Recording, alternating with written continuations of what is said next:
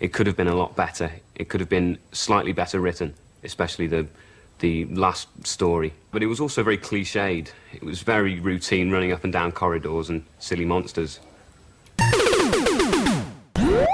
Despite my reservations, I was really looking forward to Chris Chibnall's new take on Doctor Who. I mean, this was the first change in showrunner we'd had since 2010, and was set to be the biggest change to the show since the revival. And whilst Moffat had delivered some great stories in his time, 8 years in the showrunner seat meant that things were beginning to feel a little stagnant. The show needed a shake-up, and I hoped that this would set things in a brighter direction. So, Episode 1 out, I thought it was pretty okay, but I left feeling like I hadn't quite clicked with the 13th Doctor. The characterization currently is too jokey, quirky. I want them to bring it down. It's kind of the reverse of Capaldi. I'd find that maybe she's a bit too human at some points. I'm not convinced she's an alien with two hearts yet. I gave it the benefit of the doubt though. It was a post-regeneration episode, so things were bound to be a little unsettled. So, I kept on watching. And 21 episodes later, I'm still waiting to click. So, what's going on here? What's my issue? The core problem, for me at least, is that the 13th Doctor is just an uncompelling character. One that suffers from inconsistent and unambitious characterization. First, let's look at personality. Now, I don't think the Doctor is just a role you play, but rather one you embody. Each incarnation has often been an extension of the actor playing it, and they can have a great impact on the overall personality of the Doctor we receive. This goes as far back as the classic series, where both Jon Pertwee and Tom Baker expressed delight in being able to essentially play versions of themselves. My Doctor Who was entirely Tom. It was just Tom. I wasn't acting, and it just fell into my lap, you know. And I started saying the lines, and the children loved it, you know. And I thought, hey, so who wants to act? I can be Tom. Doctors like Tennant and Smith may seem very similar on paper, both being young, energetic, and romantic, yet their portrayals are very different. Each has a sense that they're influenced by the personalities of those playing them. Matt Smith even wrote short stories about the Doctor and Einstein traveling the universe to help shape his take on the character. And one only needs to view a few seconds of Casanova to understand the inspiration for 10. I'm fine, yes, I'm fine. Super, marvellous. However, with the 13th Doctor, I find it difficult to say exactly how much this feels like Jodie's unique take on this character. She feels like the Doctor distilled, where there's every trait you'd expect the Doctor to have, but it's all very surface level. The Doctor is quirky. Style? The Doctor name drops historical figures. Audrey Hepburn or Pythagoras? The Doctor doesn't like guns. Guns, never use them. However, you can't simply throw quirks onto a person and call it a character. Are you Ed Sheeran? Is he Ed Sheeran? Everyone talks about Ed Sheeran roundabout now, don't they? The Doctor can be many things: suave, enigmatic, manipulative, or broken, but there's always layers to it, a clownish buffoonery that hides a scheming genius. It doesn't help that most of 13's first episode is entirely plot-focused. As soon as the Doctor arrives, we're carted around from set piece to set piece, never really taking the time to let everyone breathe and get to know each other. The Doctor is neither framed as a mysterious figure who we keep encountering, nor an imaginary friend who turns out to exist. She's just an energetic, quirky woman who seems to know the right thing to do. But as an audience, it feels as if we haven't had a chance to really experience her character. It's as if the writers expected Jodie to expand upon the material given and make the role her own. However, Jodie herself has stated that she wasn't a Doctor Who fan, and that Chibnall actively discouraged her from watching older stories. What this results in is this almost workmanlike performance that hits all the necessary beats, but only ever feels like Whittaker is just playing a character called the Doctor, not Jodie Whittaker's take on the Doctor. Well, mine's all a happy accident, because it was all in the writing for me. The essence of the Doctor is always there because it's on the page. It's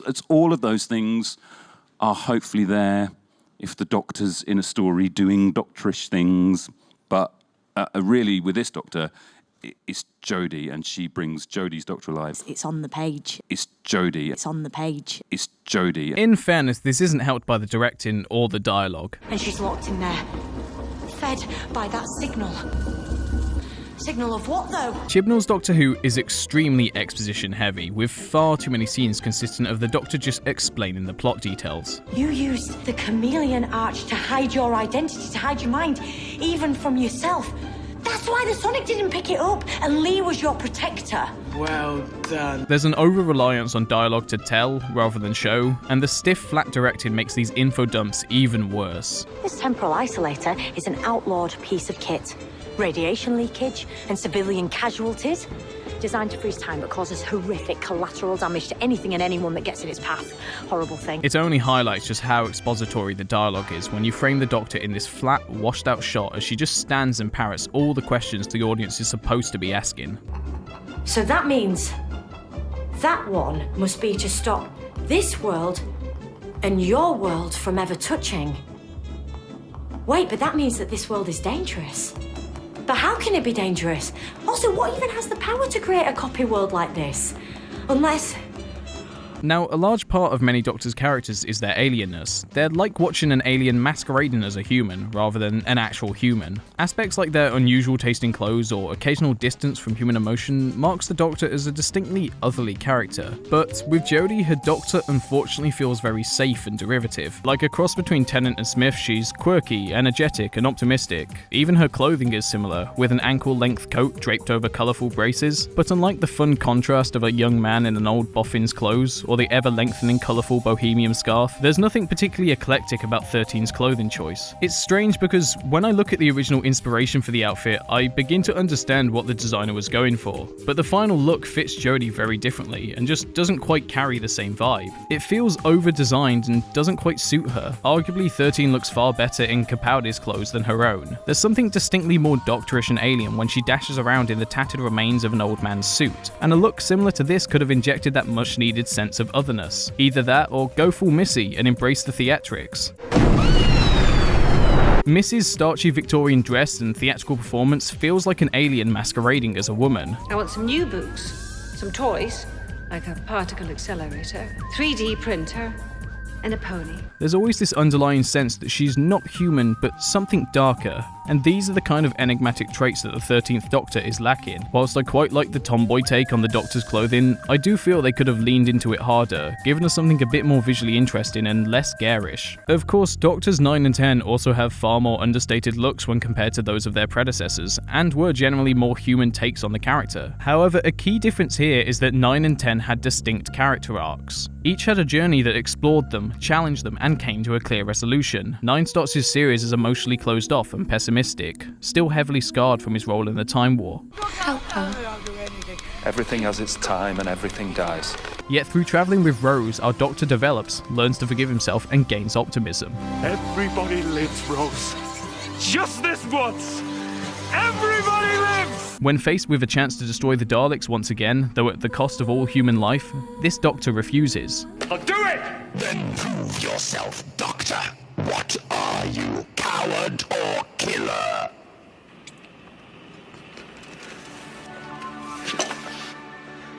Coward. Any day. And by his regeneration, the Doctor has accepted himself once more. Before I go, I just want to tell you, you were fantastic. And you know what?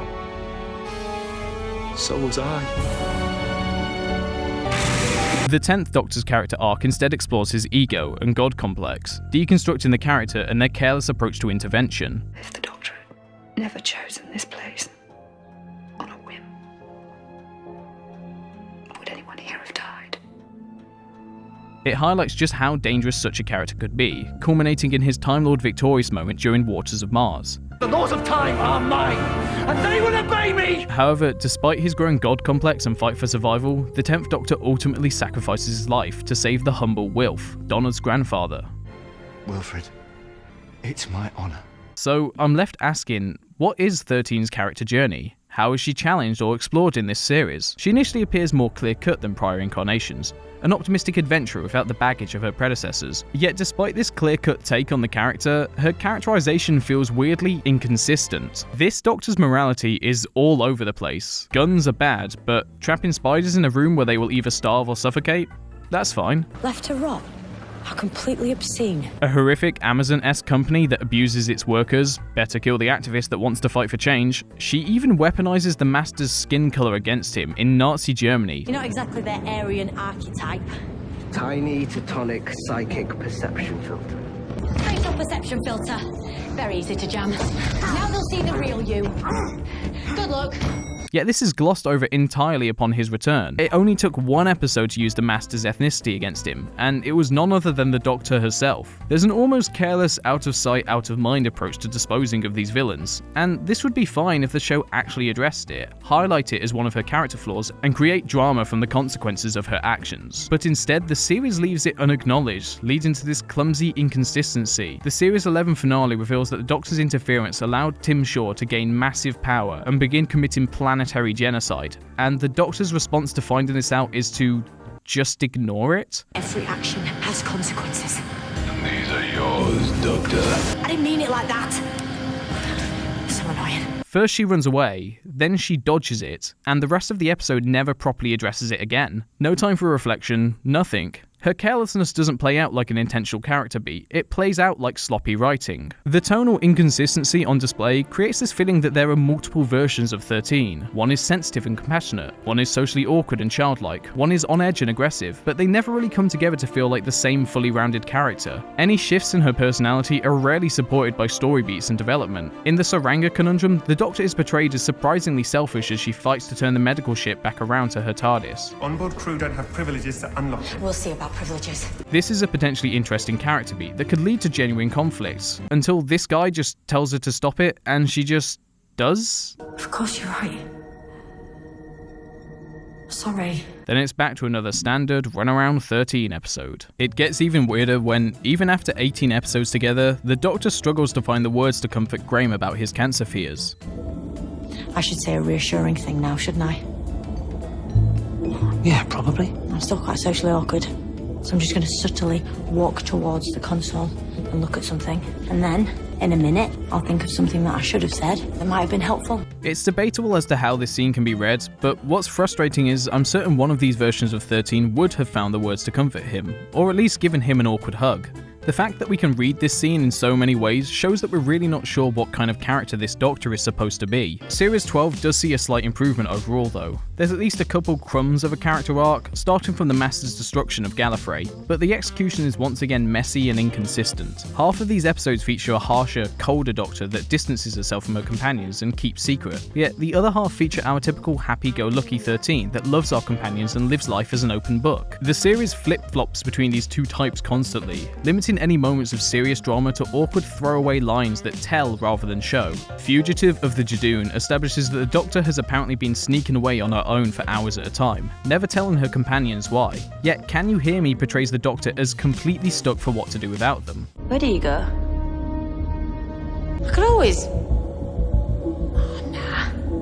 When you leave us to explore and you say you'd be back in an hour but you never are. Maybe I'll just nip straight to tomorrow lunchtime. This could have been a really interesting opportunity to explore Whittaker's Doctor on her own, to see how she functions without her companions, and yet all she does is forget that they aren't with her. Twice. Now. You guys go this way. Oh. How long have you been there? 20 minutes?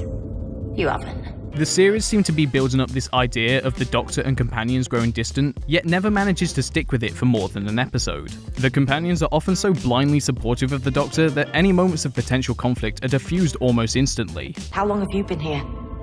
You don't know me. Not even a little bit. Don't talk to him like that. Yeah, I'm not having that. We do know who you are. You're the woman that brought us together. The woman that saved us and loads of other people. The best person we know. You don't know me. What this leads to is a messy climax in episode 8, in which the Doctor must choose whether to give the lone Cyberman the thing it wants, or allow Percy Shelley to die. Don't let the Cyberman have what it wants. I know, because armies will rise and billions will die. To this she says, because sometimes this team structure isn't flat, it's mountainous, with me at the summit, in the stratosphere, alone, left to choose. As Doctorish of a line this is, my issue with this conflict is that none of it is rooted in character. The companions only care because, well, Jack told them to, and the main stakes is simply that history could change. But this isn't the Doctor prioritising her self-interest over that of her companions. If anything, she's attempting to protect their future by taking charge. This sudden brutality feels clumsy because the threads leading up to it have been so wonky and inconsistent. When have these threads impacted the actual story? When has it affected the Doctor's judgment or hurt her relationships? It's not enough to simply tell us these things, you need to make us feel and understand the character's journey. A clear dramatic arc for this season would be to let the Doctor's obsession with finding the Master interfere with the relationships between herself and her companions. The Doctor should grow more secretive over time and her companions more doubtful and untrusting. This decision should be the Doctor choosing between herself or her companions, not the history of Earth or a distant future war. In some ways you could argue that her decision places the companions in danger since they now have to fight in the cyber war, yet unsurprisingly this isn't portrayed through any kind of character conflict. Graham doesn't beg to be taken home, no one accuses the Doctor of selfish choices, everyone just kind of saunters over to the cyber war looking defeated but never properly questioning her. Even after everything they face in this finale, finale, the companions remain strongly supportive of the Doctor, still waiting on her next command. And when the Doctor announces she has to sacrifice herself, it's framed as some emotional, heroic deed. And I would do that in a heartbeat. For this universe. For you. My family. We're not letting you go. You're not doing this. Get off me, Az! You don't know me. No emotional consequences of her actions for the treatment of her companions, no conflict or drama or growth. The Doctor needs to stop the Cybermen because it's the right thing to do.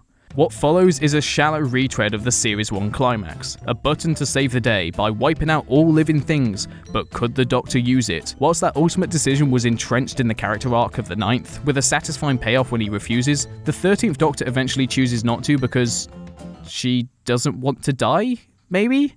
Because killing is bad?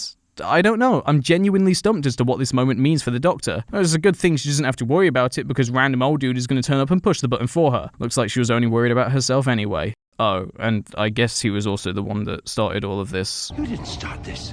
I was part of a resistance unit that sent the Siberian back through time and space. Oh, okay. So the Doctor can just run back to another conveniently parked TARDIS and escape without dirtying her hands at all. No lessons learned, no sacrifice made, zero consequences for any of this. Series 12 didn't have an arc. It was the promise of a reveal, a tease to keep you watching, but nothing developing in between. The Master destroyed Gallifrey, and in 9 episodes we're gonna tell you why. Even the marketing for the series treated the non-arc stories like filler. Only 2 more episodes until everything is revealed. But these reveals and setups fail to generate proper emotional shifts or change what the Doctor is doing. There are no consequences from these revelations as the episodes never allow them to affect the Doctor's decisions. Simply being told things isn't impactful. It's not a character arc. What this results in is this strange iteration of the character that I struggle to connect with. Her characterization lacks the same nuance and depth that I feel from prior incarnations, instead offering a rather derivative take on the character in both appearance and personality. Yet this personality is inconsistent at best, creating this strange, almost hypocritical take on the character that fails to really grow or learn from their experiences. I can't connect with this Doctor on an emotional level and engage with her conflicts, yet I also struggle to find her interesting as a basic character. However, I also realise this is mainly my opinion, and that lots of people have found enjoyment in her performance. Okay. Full of hope. I failed you. Fizzing with energy. And a curiosity from out of this world. Do I need your life story? Now, I can definitely understand and even agree with the argument that the Doctor doesn't need to have a big character arc. She can be a figure of change, a steady personality that facilitates the growth and development of our companions across the series. This would be a somewhat fresh take after how godlike the Davies and Moffat era could make the Doctor. There's just one issue with that angle. It's reliant on the companions to have character arcs too. And unfortunately for 13, they don't.